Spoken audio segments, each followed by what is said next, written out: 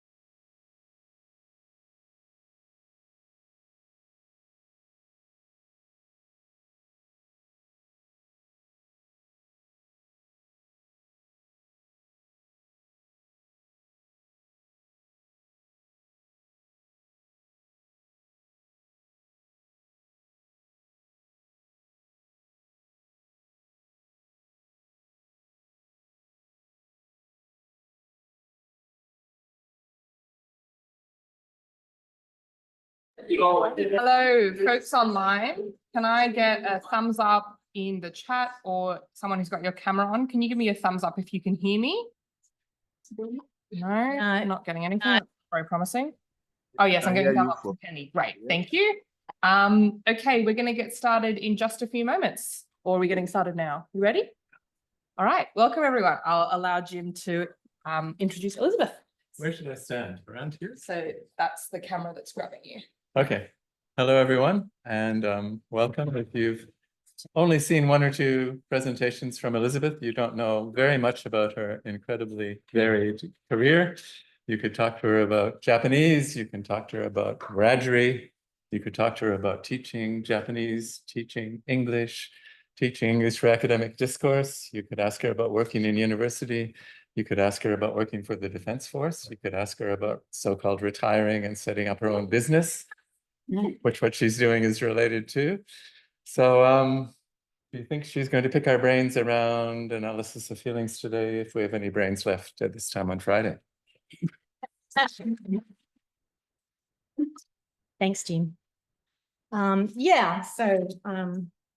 want to talk today about the grammar of feelings and the semantic and grammatical criteria to understand how feelings are expressed in a framework called nonviolent communication. Oh, that's not going to work. Next, that might work. Did it work? Click on the side, click on the left. Oh, there we go. We won't worry about the abstract, but it's pulling the abstract apart. So the question that I've been pursuing is this: are there criteria for distinguishing how feelings and judgments are expressed in the NVC framework? And if so, what are they? So you might be asking, what is this NVC framework? So when I finished my formal career, I was pretty burnt out and tired. I felt like I was the sandwich between senior management and all of the staff that needed my support, help, and advocacy. And I was pretty tired, and I just felt like I wasn't cutting through, and I wasn't in a good shape in the end. So it was right for me to just stop working at that point and sort of recalibrate. And in the process of that, I was very interested in how do you talk in a way which other people can hear and which serves you well, serves them well, and avoids any of the, negative or implied meanings, guilt-laden statements or overt blame, or just ways of keeping each other away, sort of keeping each other safely away, because for whatever reasons, people speak from a place of often speak. That's me. Need to just check on the slides. Sorry.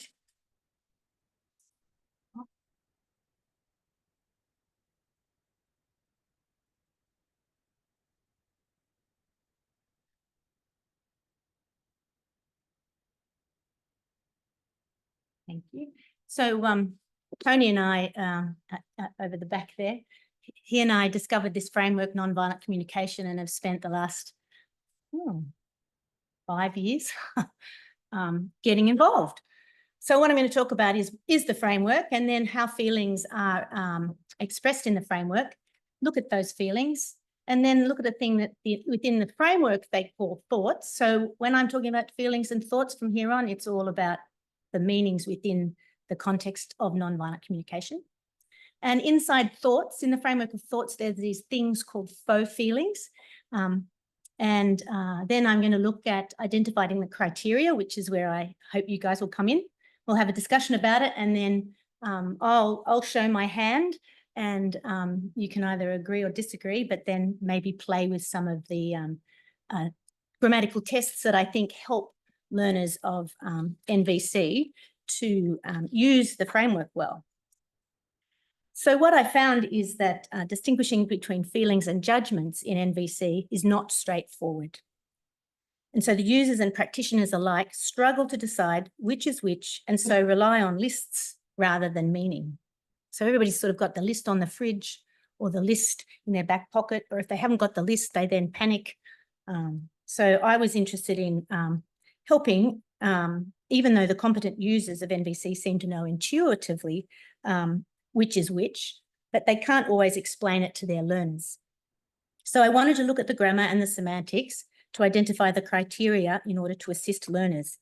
If there were simple tests that could be relied on in the moment, then learners would be better equipped and more confident when learning NVC.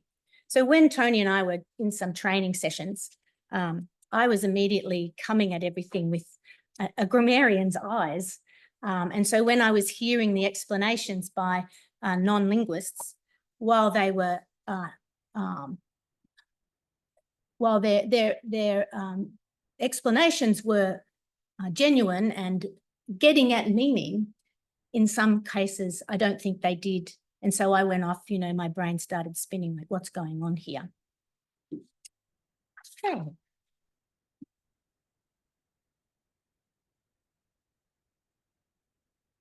So the framework, just going to go really quickly. So the idea is it's a framework and it's framed by two frames. So you can't be in the world of NVC consciousness if you don't come with an intention to connect with other people. So that's the first frame.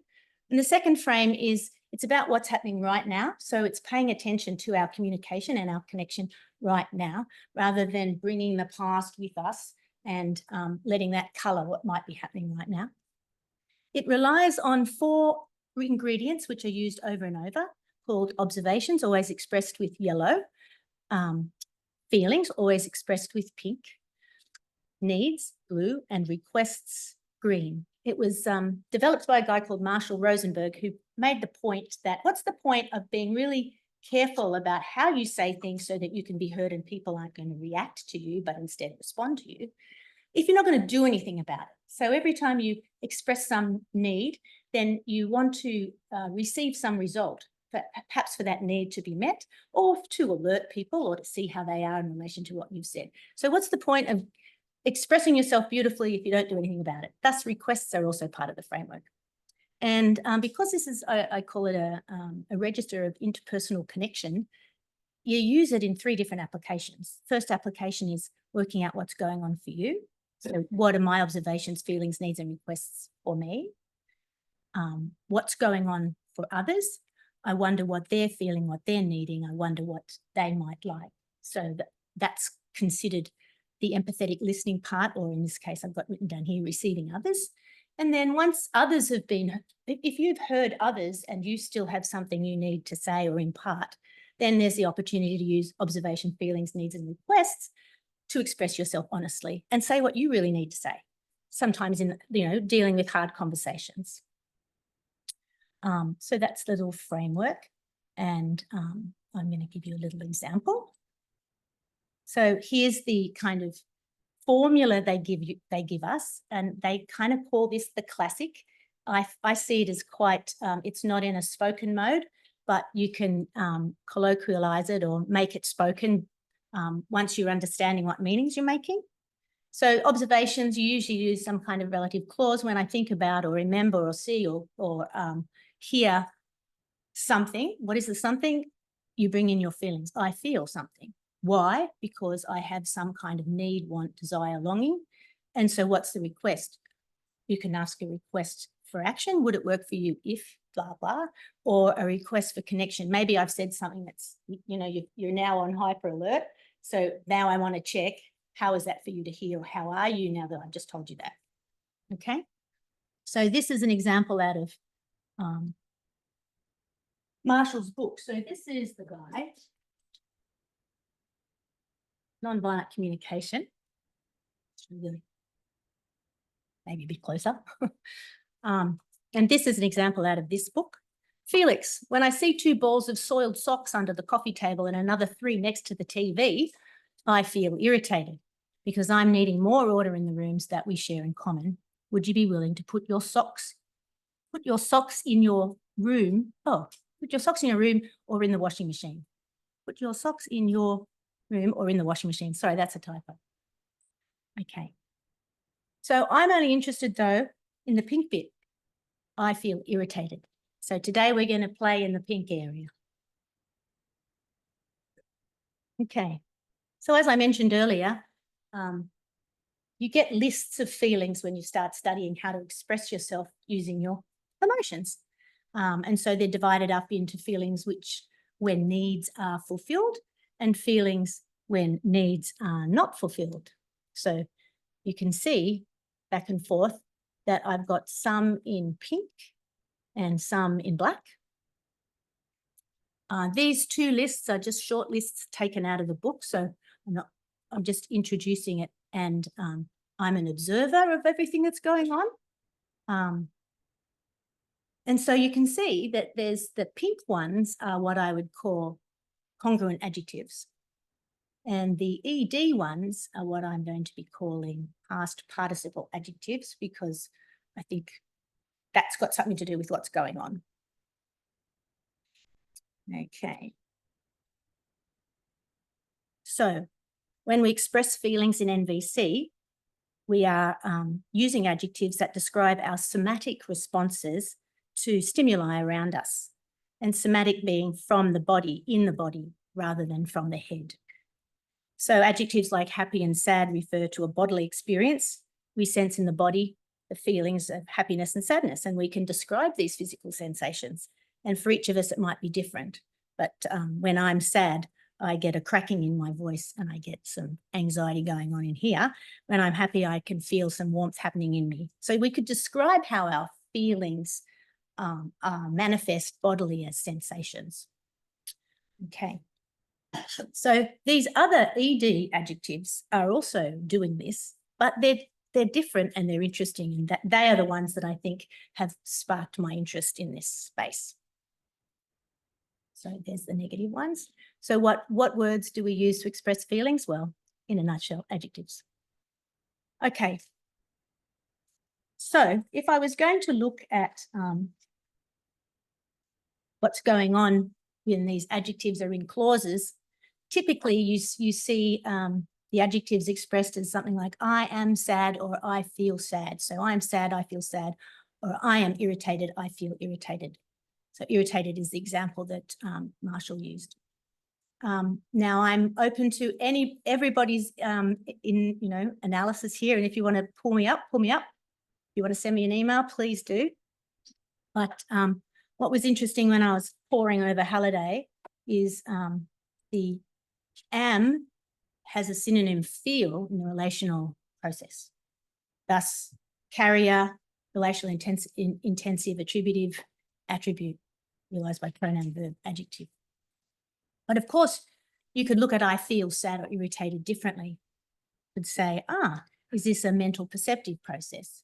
If I think about I sense feelings of anger in me, I feel angry, I feel sensations bodily which I want to express as a feeling, you can understand how you get a mental process in here, a perceptive of perceiving the body's response. So I think there's a place to see this as both relational intensive and as mental receptive.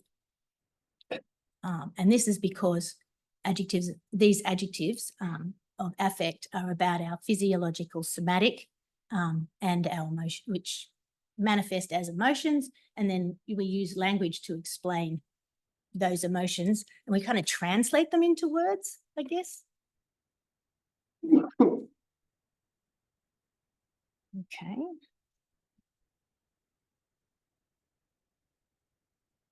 Just checking my notes. So both analyses resonate in NVC. So as a mental process, we can sense it in our bodies, and as a relational process, we can describe it as us having some kind of quality. Okay, so let's just accept that that's feelings. The other thing they talk about are thoughts. So what are thoughts? Stories we tell ourselves. So now we're in the realm of judgment. And one of the things that Marshall talks about is anytime you use the mental process feel with a projection, you're not expressing a feeling, you're expressing a story, projecting what's going on. And in many cases, you can project negatively. So I feel that you should know better, negative judgment. I feel that, or I feel I'm constantly on call, negative judgment of self. I feel that my boss is manipulative. Nothing to do with the sensations in your body. And then also just straight negative judgments that look like feelings. I feel unimportant at work. I feel misunderstood. I feel ignored. And these are sort of, I'm telling myself that I feel ignored rather than I am ignored. I'm telling myself I'm feeling. And if you look at the mental projections, you can always replace feel with think in these cases. So not knowing what's going on linguistically, these are explained as thoughts we tell ourselves, and moralistic judgments is the other term they use. I found it fascinating. I'm like, right. Okay. So, yeah, I just said that. So have a look at I feel ignored. That's considered a thought, where if you think about what we were just looking at a minute ago, I feel irritated is a feeling. So this bothered me.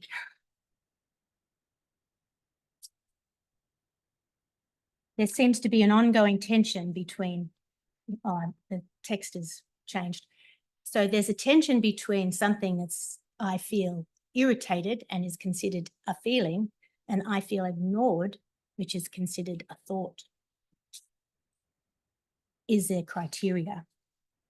So inside thoughts, they have this feeling thing called, so think about it, that category. We've got feelings and thoughts, and inside the taxonomy of thoughts, one kind of thought is a faux feeling. So these are how we express, interpret what others do to us, not how we feel, okay? So abandoned, distrusted, put down, and notice they're all past participles. So what's the difference between I feel irritated and I feel ignored? And I apologize for the fonts. They are not stable. So why is irritated a feeling and ignored a thought? They're both past participle adjectives, and they both can take the either mental process or the relational process. Okay, so this is going to be a busy slide. And if you lose track, I apologize. So I feel ignored. And as I'm going through this, consider also saying I feel, or thinking of it as I feel irritated, because I just want to see whether there's anything different in their grammatical and semantic criteria. So I'm going to start with I feel ignored, and I'm going to go back to what's going on there. There's something in the nature of the past participle, and the past participle is derived from the verb. In its active, it's you ignore me. How do we analyze you ignore me? Well, you can pitch in at any point. Is it a material process? Is ignore a material process with you and me as actor and medium or goal? So agent, medium, actor, goal, doer, and done to. Or is it a mental process, emotive, you ignore me, sense of phenomenon? But because there's two participants in these clauses, and you can shift them around into their passive voice, I'm ignored by you shifts, if it's a material process, I'm ignored by you, goal, as grammatical subject, actor, agent, as adjunct. Or if it's mental process, phenomena now becomes grammatical subject and the censor is adjunct, complement. Sorry, getting nervous. But of course, you can say I am ignored and take off the by you. And what have you got? Have you got a medium and a material process in the passive voice? I feel ignored. Do we just substitute am with feel? And we've got the relational process. We're back there. So I feel ignored is a relational process with synonym feel instead of am. Or if I go for the mental process, I think I've got two options. I feel mental perceptive, a phenomenon. So I feel ignored, or as a projection, I feel that I am ignored. So if you can say, I feel that I'm ignored, and you also say, I feel that I am agitated or irritated.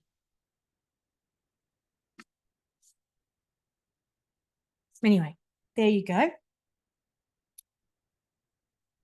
So do you think irritated is functioning or grammatically working the same way as ignored?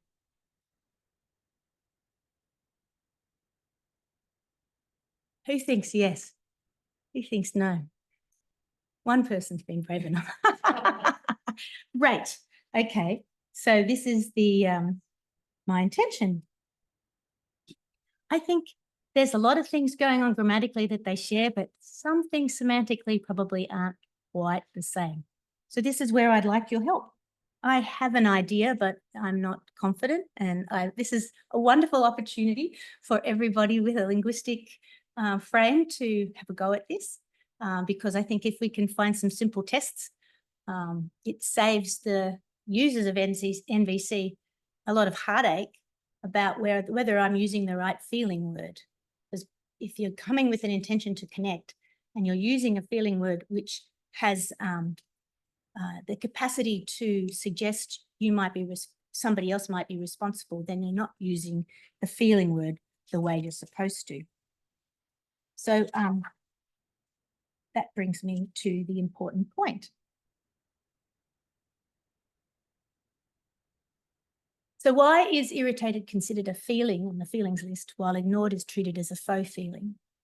I invite you in pairs or on your own over there on Cyberland to give this some thought over the next 5 minutes. If you want to talk, that's great. But some hints, I think. In NVC, feelings come from within. So because they're coming from you, you are 100% responsible for your own feelings. No one can make you or I feel. Our bodies do it for us. But remember, past participle adjectives derive from processes with two participants. So if I just go back to here, you ignore me, participant you, participant me. But I don't think ignore can be a behavioural process because you can only have one inherent participant. Material processes, you can have one or two participants, depending whether it's transitive or intransitive. So yeah, just noticing that when you speak in NVC, you say, I feel sad, I feel happy, I feel uncomfortable. But would I say I feel bullied? Would I say I feel harassed? Would I say I feel abandoned?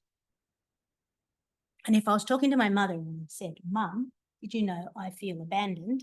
What do you think she's going to do? I didn't abandon you. Correct. So am I getting what I want to express heard? No.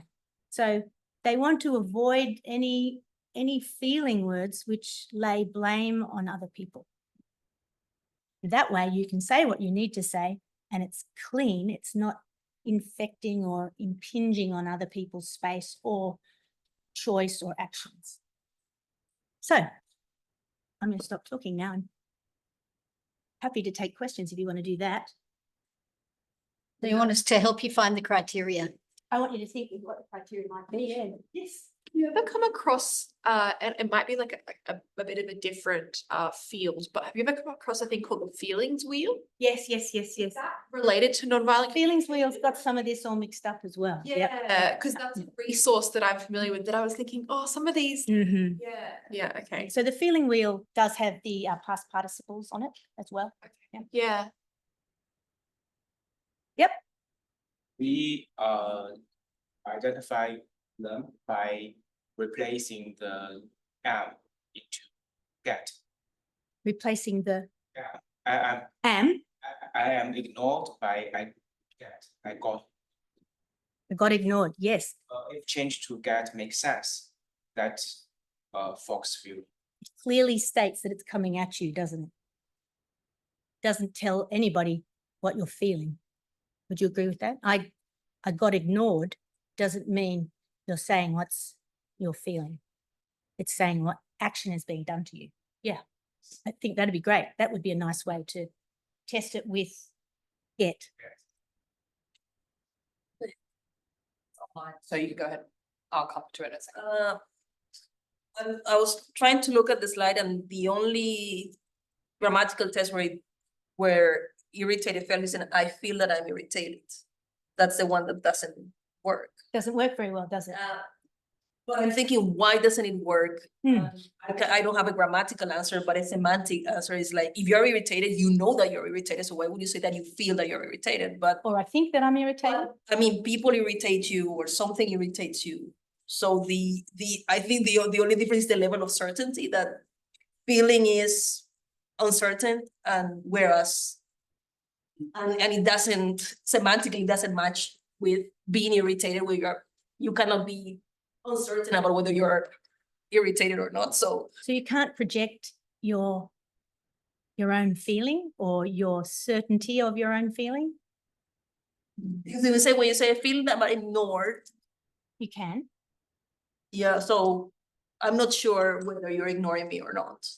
But whether if you irritate me, I'm perfectly sure that you're irritated. As a projection, it's clearly a cognitive process of guessing or imagining.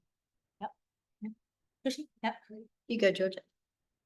I'm just pulling up the grammatical frames from the appraisal book. Yep. Which I'm sure you're. I've played with, yeah. And they seem somewhat workable. So Mhm. for affect, it's person feels affect about something. So I feel irritated about the socks on the floor. I feel ignored about something, seems not to work. I feel ignored about something, yeah. I feel something that, blah, blah. The one that's a bit interesting is it makes person feel affect that proposition. So it makes me feel irritated that you left the socks on the floor. It makes me feel ignored that you left the socks on the floor. That one maybe is less. Yeah, yeah. But anyway, that. So it's that first- causative construction would be met with that's a thought, But the first one. because that's seems to work for being irritated and not for ignored. the first one. Yes, Person feels about. affect about something. Yeah. I feel ignored about. Whereas I feel irritated about does work. So they're to do with the trigger. So I feel irritated about it is sort of coming out of here, where I feel ignored about isn't coming out of here. Yeah. I think it relates to appraisal a bit differently in terms of the difference between affect and appreciation. So can you go back to the slide where you said, I want you to look at the black ones? Oh, okay. Are these all these black ones? These are all of the The faux. other slide before that, I think. Can you go to the fulfilled one, and then we'll come to the not fulfilled? So in impact, in appreciation impact, there's quality, appreciation, something, impact and quality, right? So quality, I think there's a grammatical test for these. So quality is like, oh, that was a beautiful dress. It's a quality of the dress. And impact is whether something has an impact on me. So like that film was inspiring. The film inspired me. You can't say the dress beautifies me. So there's a difference between quality and impact. And I think then we can carry that over to here in that there's a difference between impact and affect. So affect is I feel X about something. So if you say I feel irritated, no worries. But a person, to irritate you, they have to do something, right? The agency is different. So I feel irritated because you did something or other, but I feel ignored. You ignored me. So in the ignore one, you can attribute that verb directly to the agent, but in the irritated one, it's one move abstracted from what the agent did. irritated. So you're irritated because you ignored me. So in fact, the feeling is the step away from the action, but the action is straight away attached to the agent, the doer. So you'll need to say that again. If you say, I feel irritated. Yep. You can say the person irritated me, but it doesn't actually tell you what the person did. No, it just tells you what's going on here. That's right. Whereas I feel ignored is the person Coming at you. Yeah. They There's an did action out there and you're impacted by it, right? So the ignored is the passive voice construction of the action of the doer, but irritated is not the passive voice construction of the action of the doer, because the doer had to do something for you to feel irritated. So the feeling one is not direct can't be directly re-agentified with the. So you can't, so I'm now understanding that by substituting irritated for ignored, it doesn't follow the same path of logic that I've got there. Is that what you're saying? I'm saying I don't think in a way, I don't think some of the grammar you're doing matters, but some of the grammar you are doing matters, but not all of it. So I think the bit that matters is who is doing what that makes you feel something. So if you feel irritated, somebody is doing something that causes you to, the causation link is different, I guess is what I'm saying. So you ignored me, caused me to feel irritated. I feel ignored. What if you, like, it doesn't work. You had yes, because the you ignored me is in the active. I feel irritated is some kind of passive. It's. You can say I feel ignored. That's passive. That's kind of the same. It's not so much about that. It's about who does what. I agree. So in the case of being ignored, I feel ignored. That action isn't the action of the person who's purportedly having these feelings. But if you say I'm feeling irritated, that is something from the person who's expressing their feeling. So it comes back to, if you were to turn these into active clauses, who would be doing what? So with you ignore me, if you irritate me, I feel irritated. You have to do something to irritate the person. Irritate me because you did something. Or because I have a need for something, yeah. But yeah, I don't disagree. I'm just thinking in the NVC frame. You make me do something, or you make me feel something. The make you feel would be not recommended, because you're giving the other person power over your feelings, and they want you to not understand feelings like that, but understand feelings as coming out from you. So there's an event over there, and that event, maybe you can express it as an observation. When I see the socks on the floor, I feel irritated, because that's the connection. Socks on the floor irritate me.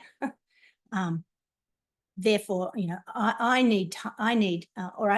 tidiness is important to me. So I feel irritated because tidiness is important to me. Would you be willing to pick up your things? So it's easy about that ergativity, not transitivity, because you're looking at the clause that has both the agent and the medium. Yep. And the agentive process and the other process. Yeah.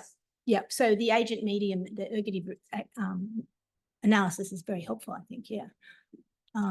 Does anybody online have a Yeah, there's a few. Great. And I'll read them out for the room. But Yeah. I might also find it valuable. I think have you got the chat open? Just because some of them are quite long, so it might be valuable for you to actually no, read them at the same chat, time. sorry. That's okay. No, it's all right. It should be just here. No, there it is. There it is. I'll put this over here so you can read it as well, and I'll read this out because there are some long comments. Okay, great. So or you can read them out if you like. So Ken Tan, I think we can rephrase them in their congruent process forms. Ignore as a verb invokes judgment, whereas irritate as a process invokes appreciation. Also, the participant of ignore is the person, where perhaps it's not so much a distinction between feelings and thoughts as a distinction between affect/appreciation versus judgment. That really resonates for me. Yes. Okay. I would just what you say, Ken, there, perhaps it's not so much a distinction between feeling and thoughts, where the participants may not necessarily be human.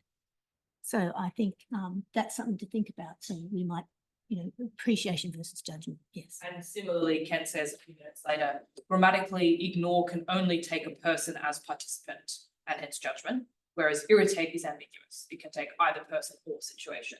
That's right. I think that ambiguity allows some of them to go into the feelings. Correct. I keep going on. There's too many words here. There's a comment from Lokming Eric Chung who says, doing so by playing with ed-ing, that's in adjectives, irritating person situation. So judgment, appreciation, who or what irritated you. We don't seem to be able to say the person is ignoring as a sort of quality. Situations can't ignore me. Yeah, beautiful. Yeah, so using it in the gerundive form. Yeah, absolutely. Yep.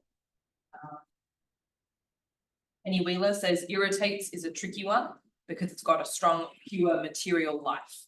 For example, the nail polish irritated their skin. Yep. Bit of back and forth about ignores as having potentially non-human participants. So for example, also from Penny, the report largely ignores the systemic racism inherent in universal structures. So the report there being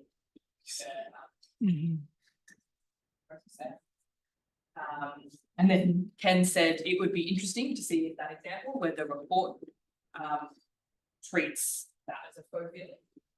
It's feeling ignored by systemic racism as a faux feeling. The report feels ignored. And then there's a question from Thomson who says, well, I feel irritated as a mental process. It's perhaps I, sensor, feel, mental, that you, projection, irritated me. Bit hard to elect this for the room, but yeah, I like that. Yeah. Okay, so you can, yes, Jim. Two distinctive things about mental processes of affection. One, a lot of them come in pairs, so it irritates me, I like it. Something to explain. Yep. They also take facts, so you can say, it irritated me that blah, blah, blah. So the metaphenomenon fact goes in there. You won't get a metaphenomenon with ignore. Yes, I agree. And then the feel ones you're worried about that project, like I feel that blah, blah, blah, or mental cognition, not affects. They're actually projecting, not a fact, but they can project an idea. You have that reversibility. Those should all be helpful rather than just thinking notionally about what these words mean. The attributive kind of version, I mean, I'm irritated. It's ambiguous. Does it mean I'm irritated by something or I'm just irritated? You could try grading the attribute. So the more easily you can grade the attribute, I feel really, really, really pissed off, the more likely it is to be an attribute rather than a mental process. And yeah, ignored behavioral, yeah, I mean, it has to have that sort of, mentally, verbally sounding behavior, but it does have something that you could arguably say is affected, so it's not. Yeah, so it's got a medium in there, hasn't it, somehow? When you feel that tension between mental, verbal, and material, there's often, because you're in this behavioral realm, has features of both. Ignoring also will be present and present tense. It's ignoring me. I guess you could say it's irritating me, but it irritates me is natural as well as the present. And it's very interesting that during my high school grammar class, feel and sounds is kind to be a linking verb, which means that I can use to do something. I feel to be ignored. It sounds to be good. It sounds good. It sounds to be good. So this is I feel to be ignored. It's same to I feel ignored. I feel to be ignored. You think that that's grammatical? That means you can add to do something after the linking verb feel. I think you're describing projection. Yeah, that's what it, yeah. Okay, thanks. I don't have the grammar of this figured out enough, but going back to Jim's point about the pairs, it does feel like there's something there. So Yeah, I took it pleases me. Yeah. Irritates feels like it's in that family. I like it, it irritates me. So even though irritated and ignored both end in ed, it feels like there's a difference. It's a bit like, saddens, it irritates, it saddens, irritated there's a, I don't know if it's an ergativity thing, but there's. Yeah. Yeah. So I was going to, Mary Mary, oh, I just can't remember the examples in Holliday's book, but I took the please and likes off this because I thought that would be too confusing, but that was getting me bothered, you know, which way is it? And so yeah, and in the midst of all of this, I have an appraisal analysis elsewhere, but I didn't bring it in today. But I was thinking about the learner. What can they do to check? Is there a quick check? I gave it a go, and Ken, you kind of onto what I was thinking. So I might just share that. That's right. There's one last comment on that. Oh, yes. About gradability. So I feel greatly irritated. I feel greatly ignored. Did you mention gradability of these adjectives? Yes, you did. Yeah, he did. Okay. All right. Oopsie, come on, moving. I just moving. No. Chat. You want to click. Great. Okay. All right. So I felt like I had to distinguish three things: the congruent adjective, the past participle adjectives that are okay as feelings, and then the difference between them and the adjectives ending in ed that are in the faux feeling category. So if an adjective of affect is selected, like sad, happy, uncomfortable, then there's only one inherent participant. Only inherent participant can be responsible for the emotion expressed in the clause. So I'm happy, I'm sad, I'm uncomfortable. Can't be anybody else. Can't be happening to you. It's coming out of you. And if it's a past participle, bullied, irritated, hurt, then there are always two participants, even if one is elided. And in this case, the actor agent is responsible, not the goal or medium. And this may be because the past participle derives from the verb. And Jim, I liked your term transcategorization. Thanks for that. But there's two assumptions here, that feel is substituting for be, and that we're in the passive voice of the verb. Doesn't have to be the material process, but if there's a passive voice form. So what does all that mean? It means that you can test it with a little by you at the end of, so if I want to say, I am happy, or I feel happy, and I say, I feel happy by you, it's ungrammatical. So I know there's only one participant. There can only be one participant. And so it is a feeling because you're 100% responsible. You're the participant.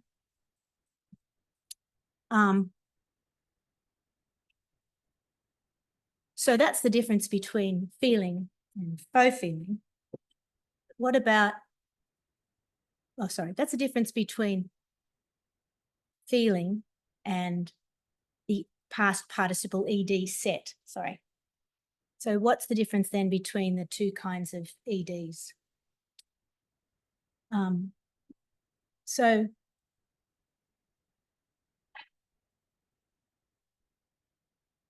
if you distinguish bully as faux and irritated as a feeling, then it must come down to there's something going on with the doer. They might always be the agent, but they might be different kinds of agents. And in the case of bullying, I think the agent has to be human. I don't think a dog bullies you, or the messy room bullies you, or the maths problem bullies you.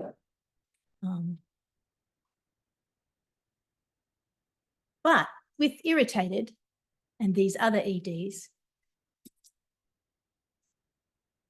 you can be irritated by the messy room, can be irritated by the maths problem. Damn it, I didn't want that one in the test.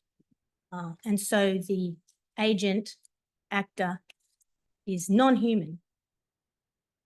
So to try and help the learners, there's a by non-human test where instead of saying, I feel bullied by you, check it. I feel bullied by the mess in the house. Does that work?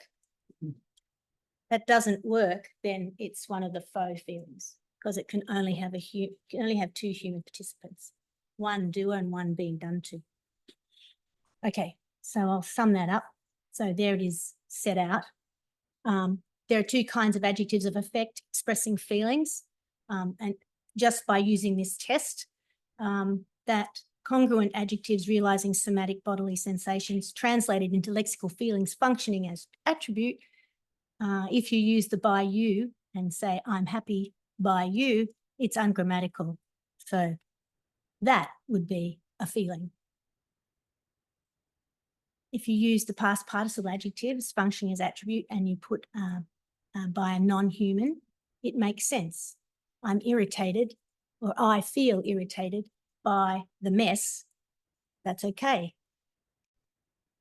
Therefore, of course, you can say I feel irritated by my mother, but you can also say I feel irritated by the mess. So it's got the possibility of a non-human agent.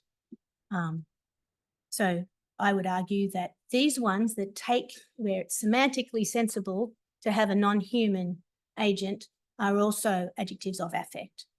And then the adjectives which blame or the faux adjectives, the non-human test is semantically nonsensical. So I'm bullied by maths. I'm bullied by the mess doesn't make sense because bully can only have two human, unless you're using metaphor or you're personifying something.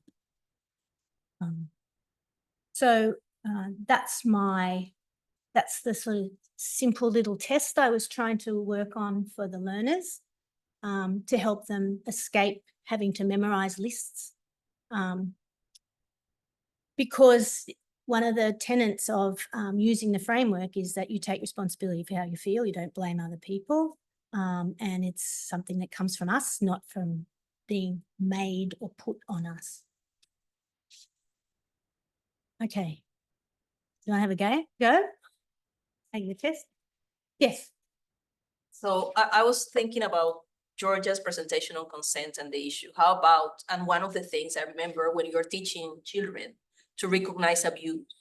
Recognize abuse, yes. Is if a kind of touch makes you uncomfortable, then that's something that you, so where are we in that? Okay, no, that's Yeah, really... the structure is so grammatical. I am uncomfortable by you. Say you make me uncomfortable.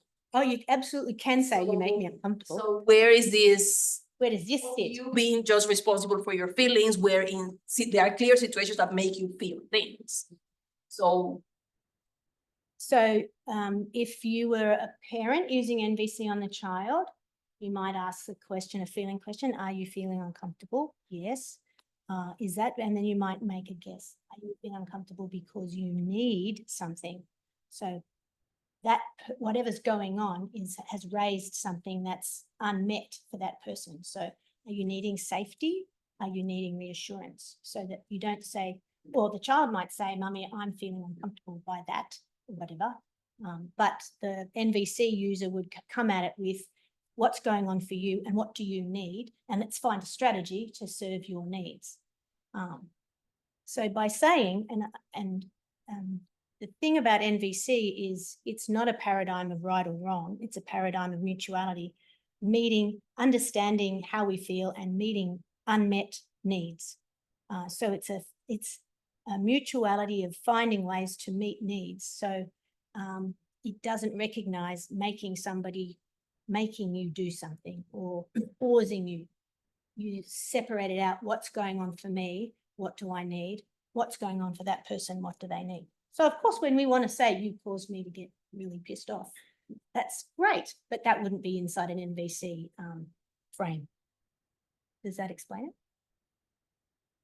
I'm thinking of the child, and yeah, I'm not sure how helpful it would be to separate what somebody's clearly causing to them by certain actions, and to have those two steps separating that what you're doing is something and what I'm feeling is separate from that. So it's a completely natural reaction to have a feeling to.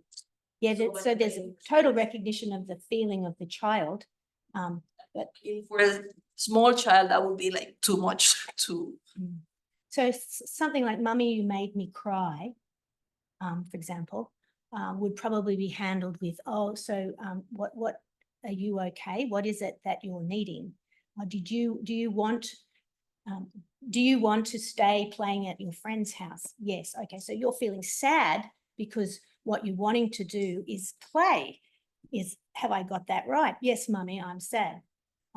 And so you're so sad you want to cry. Okay, I hear you." So then it's established why the child is feeling the way they're feeling and what they're needing, at which point the mother would then negotiate what kind of strategy can we put in place. Maybe we can play longer, or maybe we can play next week, or maybe what we need to do is we had an agreement that we were going to do something right now. It's time to distract the child somehow.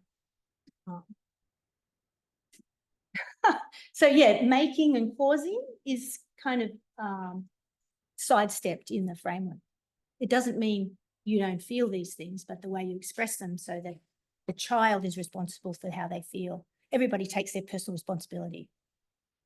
I think that especially at such a young age, teaching kids that like that feeling, like let's say that their discomfort is their own fault and thing to deal with, could possibly be a plot hole, shall we say, of that framework. What did you say? A plot A hole? plot hole. I don't know what the word for. I can't think of the right word, because Plot hole. like a Not a hole that they fall in, no. said plot, like a space where it doesn't work. Because if you're teaching children that when someone makes them uncomfortable in abusive scenarios, that the feeling of discomfort is theirs to hold and that's their responsibility, I think that could be a really problematic aspect. Is that? That's my. Yeah, it's how it's, so if a child's feeling uncomfortable, then it's really important to address that. And so you wouldn't, the child might say, I feel, that man's making me feel uncomfortable, Mummy. Okay, so then there's action need to be required, and there's always kind of a protective use of, Marshall calls it protective use of force, which is another whole discussion, rather than punitive use of force. So there's nothing, the child who's at risk would never be kept at risk in an NVC context. But the child who's saying they're feeling uncomfortable, that would be a clear signal. Whether the child says that man made me feel uncomfortable, I feel uncomfortable, the important thing is to understand what's going on for the child, what the child needs immediately. I wouldn't say it's a pothole. And even I'm thinking even an adult, let's say there's a woman and a man, and the man is making advances. If I say you're making me feel uncomfortable, I think that's a clear Yeah, it's a very, stop. yeah, it's So putting the responsibility on them. But if I say I feel uncomfortable by the way you're doing, it's like, oh. But if I say you are making me feel uncomfortable, I think that's a clear. and look, if you don't want to, if you're interested in your own safety, then activate whatever you need to be safe. None of this is about keeping yourself in an unsafe place. I'm just making the point that when you're talking about how you feel in this framework, that your feelings are yours and you own them. Tony wants to speak. The premise is always you want to connect with the other person in a way that doesn't fire them up. If you don't want to connect, then you remove yourself, I guess. Nonviolent communication, don't you? Well, Exactly. the intention is always around connection. And so if that's not the intention, then you would remove yourself. So a child would be, what would you like? I want to leave. And in a relationship with, in an uncomfortable place in the bar, it's like, I'm feeling uncomfortable. I'm removing myself. I don't want to connect. And that's just one strategy, removing yourself. There could be zillions others like that are much more assertive. It's not saying you don't look after yourself at all. Okay, yeah. I feel like you're still going with your slides, so please keep going. There's just. Oh, well, I just wanted to do the little test. So having done the by you, or by a human or by a non-human. So is afraid an adjective of effect or an ED participle? Yes. Say I feel afraid by you doesn't make sense, right? Oh. What about scared? Mad? Angry? Frightened?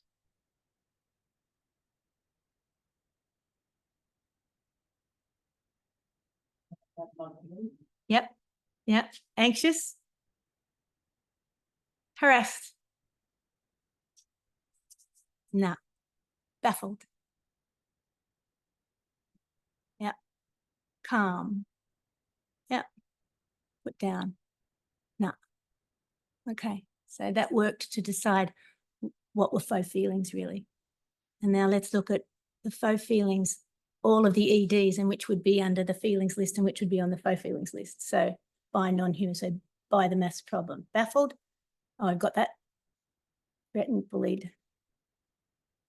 Okay, baffled. Is it a faux feeling? No. Threatened. This one is interesting.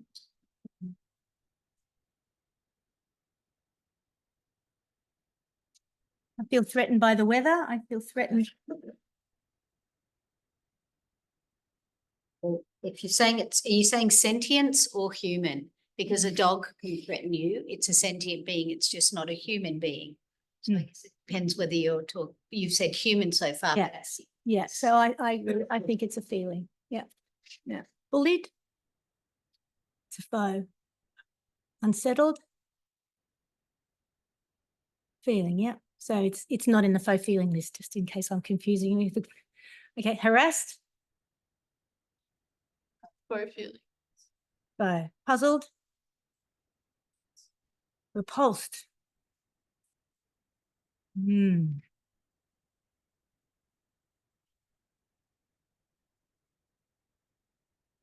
anything can repulse you, not just I feel repulsed by that accident. Enraged. name. Enraged by that debate. So we're looking like at that where you would look in appraisal, not just at the appraiser, but at the target. We're kind of looking at the appraiser here. Misunderstood. Yeah, that's fine. Yeah. Okay. All right. Then in Halliday's book, he has this. Feelings or thoughts? I feel you don't love me. Feeling or thought? Yes. I'm sad that you are leaving. I feel scared when you say that. So then, what is alignment changed? When you don't greet me, I feel neglected. Yeah. I'm happy that you came. You're disgusting. Thought. I feel like hitting you. I feel misunderstood. Thought, yeah. I feel good about what you did for me. Feeling. And I'm worthless. Yeah, self-judgment. Okay. Did you do that by the by you or the by the inanimate non-human test? Or you just knew? Yeah, okay. All right. Well, that's it. That's me. So thank you. You had a question, Georgia. Yeah, but we normally do room questions before online. So anyone in the room has questions? Or we come up. Go back 3 slides. 3 slides. Go back 1 more. Oh, Slide. Oh, sorry. We won't. The metaphenomenon test. Metaphenomenon test too hard to do. Like it scared me that blah blah blah. You know, it frightened me that blah blah blah. It harassed me that blah blah blah. No, it doesn't really work. I mean, is that too difficult for people to work with? oh, we could do that too. This was just the one I developed. It'll work better. Okay. I'll do that. Beautiful. Calm that. I feel calm that. So what's the frame? I feel. Calmed me that blah blah. It scared me that. It bullied me that. Doesn't work. What was that? Don't worry, thinking out loud. Is it too late on a Friday afternoon to be doing this? Sorry to insist, but Yeah. I just think it's a bit problematic to call things like being threatened or bullied or harassed false feelings. Like it can. I agree. As a Bad term. validating people's feelings. Bad term. But Bad term. with them thoughts, but calling it a false feeling. So it's an NVC Everybody- term. They say faux has two meanings. They kind of play a bit of a pun. Faux as in FOE, as in against. These are the bad guys. Or faux as in fake. People use them, but they're not really feelings, kind of fake. So it needs another term, I think.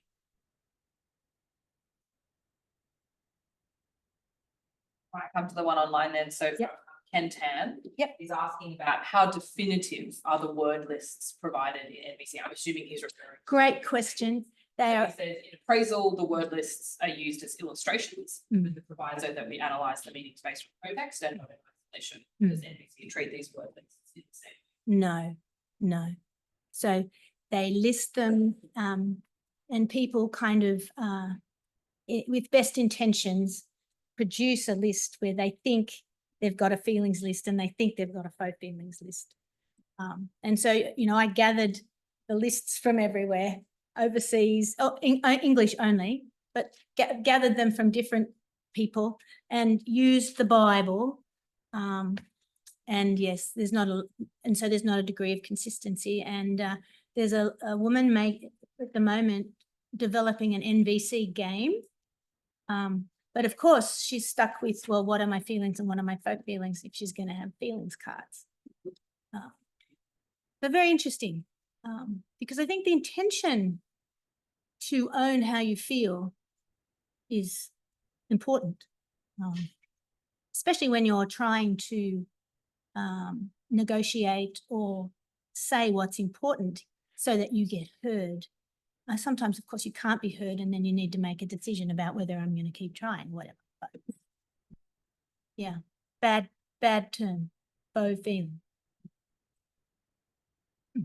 Any other questions? Yes, there's one from Dongbin Moose. Yep.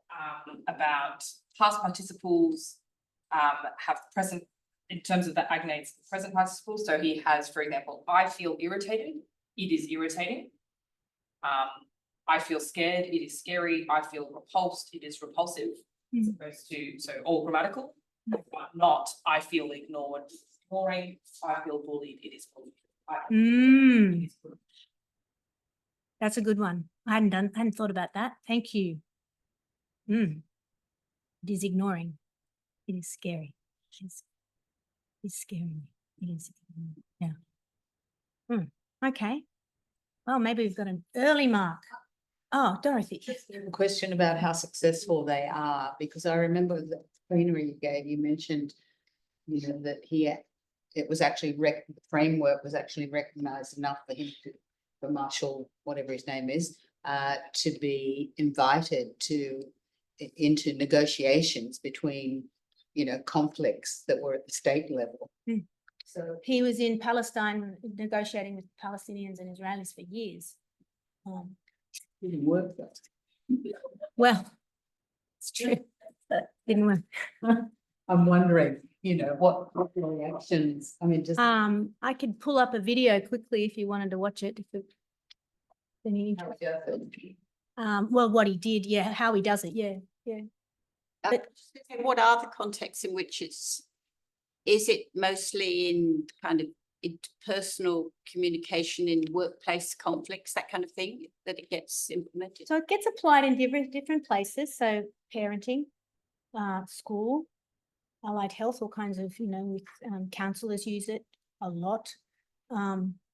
It gets used in formal institutional mediations, restorative justice, got lots of applications. Yeah, it's quite when you see where it's working, it's quite profound. It's just I would say as an organisation, it's not doesn't advertise or, we've got the answers. It's just a grassroots, slow build. It's got a New York headquarters.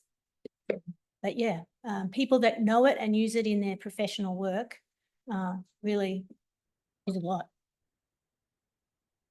One more question. One more? Just in terms of what you're doing here, what are the likely possibilities? What are the possibilities of it being taken up or? Oh, okay. So one of the things I'm doing at the moment, which kind of just came out of the referendum, I was a Yes volunteer, and us Yes volunteers were subject to quite a lot of violent responses to our handing out brochures, handing out Yes. And it was very clear that they were all getting quite traumatized by the gratuitous violence that was being handed out just because you're standing there. So I put my hand up with the organisers of the local Shoalhaven Yes group and said, I think we need an empathy workshop. We as Yes volunteers need to know what's going on for that really angry person so we can manage ourselves better, so we're okay. None of what they're doing is okay, but are we going to have a fisticuffs fight at the front of Woolies? 6'3" bloke and two elderly ladies, what do you do? So everybody was quite activated about it. So we did a number of empathy workshops, and everybody was so relieved to get a sense of what was going on for them and for the other person, and that gave them some resources to be okay in those difficult situations.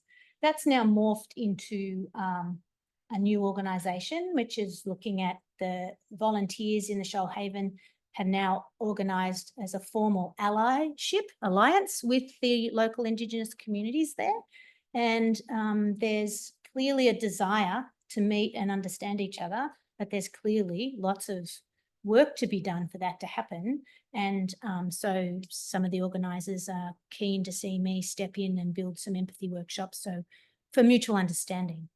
And when you're doing that, or when the workshops were run, were you using what you've shown us today? Yep. What I've done today is a linguistic for linguists. I mean, those kinds of prompts or.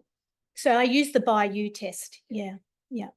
Because when people first start talking, well, first of all, when you do some initial training, you start with what's activated you and what do you need to say, what's got under your skin. So you start off with somebody venting, and then you take that situation and that vent, and then you rewrite it into, well, what is it that actually happened that you responded to or you reacted to?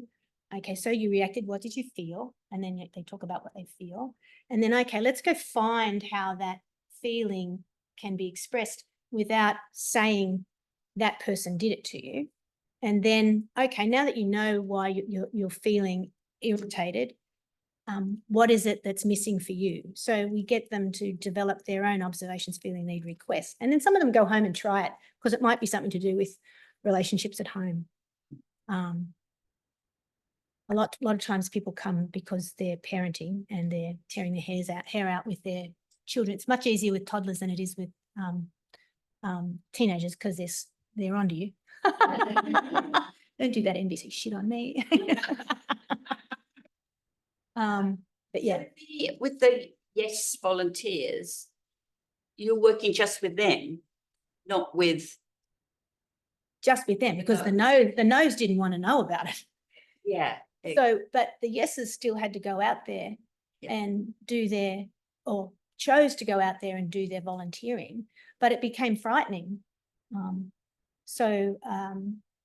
If you look at the scary person with humanizing eyes, then they're not so scary. So I got accused, I'm responsible. People like me are responsible for the terrible state this country's in, was one of the, and finger down, is that me? And so I guessed that person is really struggling somehow in their life around, I suppose, government services or taxation or something like that. So that helped me get why they're so angry and realize they're not necessarily angry at me. I just happen to be the target there. I'm not the cause of their anger, but I've stimulated them because I've got a little brochure and poof, off they go. So I'm more confident in myself standing there outside of Woolies, knowing there's a guy that's just lost his lolly, nothing to do with me, but he's struggling. I'm not going to make it any harder for him, but I've got a job to do. So when he's ranting at me, I said a couple of times, I said, I can really hear you're upset and angry about these things. I understand that, but I came here to give out brochures. It would meet my needs if, you know, you just went on and did your shopping and I got on with my job. Happy with that. And if he still wanted, I'll say, excuse me, I'm doing my job. So I just didn't want to interact with him, but I didn't want to be violent with him. And so in those moments, I felt better because I didn't feel so much. I was in control. I was in 100% choice, but I could see him differently, not as an aggressive person. Impact on the big scary fellas when you said things like that? Did they treat you differently than before you trialed that kind of? Oh no, the one that wouldn't stop, he just wouldn't stop. Then I just ignored him. But a couple of people were disarmed by, I can really hear how angry it is. I guess you're really wanting to see a change of government rather than a referendum. Is that right? I mean, distract them, and they just are quite surprised that you listen to them and emphasize back. Settles them a bit. And there's some people that don't settle, so you just don't let them take any more of your time. You just get on with your job. And when you ignore them, they've lost the punching bag. It doesn't punch back, so they just go on their way. But that's two things that I'm doing. But there's a group, well, it's an international group trying to establish a peaceful community that negotiates everything.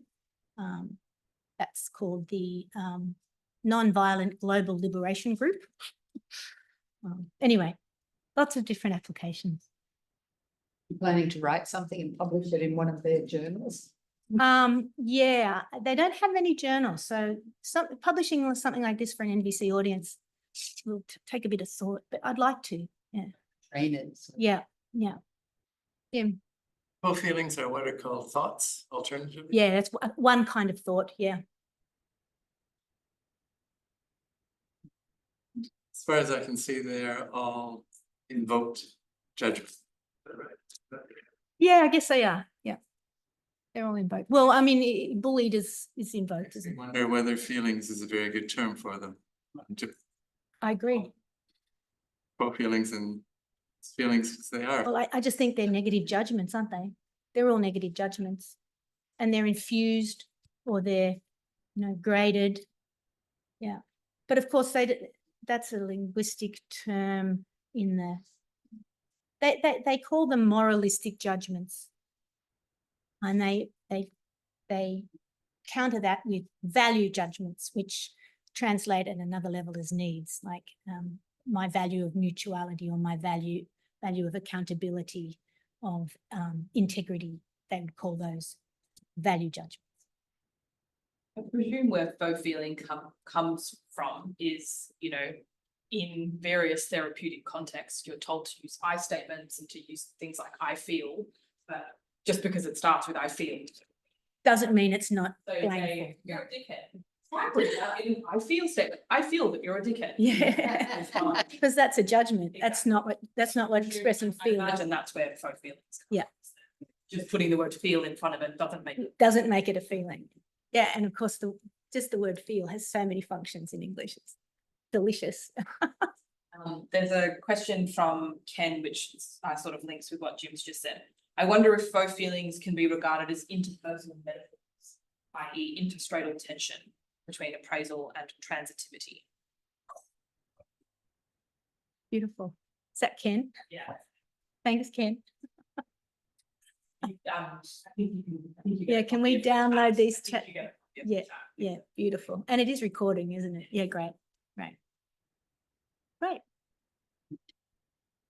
Anyway, thanks for indulging me. This is the first audience of linguists I've had. And it's the first time I've aired any of this. So thank you. I've always wondered if your interest in peace linguistics came from your work in the Defence Forces or at university, but Yeah, both.